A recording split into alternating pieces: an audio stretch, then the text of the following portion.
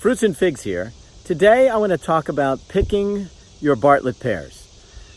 I am going to be going away for a week. It's mid-August and I'm not sure I want to leave my pears on the tree. They could use another week, but I'm wondering, are my pears ready to be picked?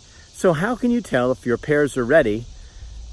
Bartlett pears don't need to be picked when they are fully juicy ripe. In fact, they'll just be bait for the wasps if you wait that long.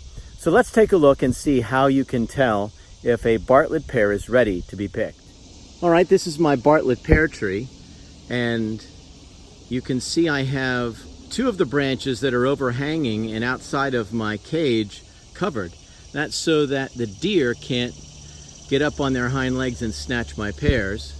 I've got this deer fence around my pear tree. I have a video that describes how you can make these the exact dimensions. So if you'd like to see that, go ahead and check that out on my channel.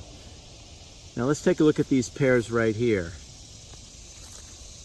The way that you tell if they're ripe is you grab a hold of the pear and you lift up.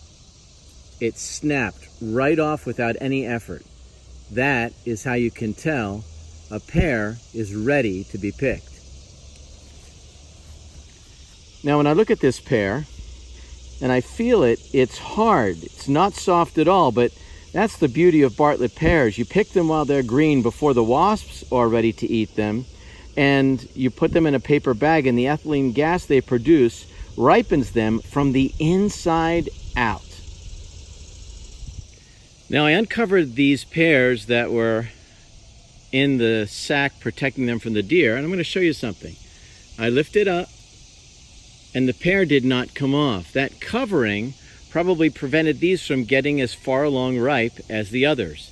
So no problem, I'm going to put that covering back. I'm going to let these pears on since they're protected from the deer, and I'll pick them about 5 days away when I'm back from my trip.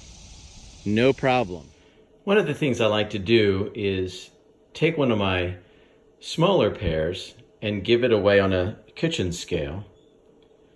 So there's a 7.4 ounce pear, and then take my largest pear and put it on just to see what's my record. That one is 11.1 ounces. You can keep this information year to year and see how your crop compares. The best way to ripen your pears, your Bartlett pears, is to put them in a paper bag. Down in the bottom of the bag, the ethylene gas will begin to collect and ripen your pears.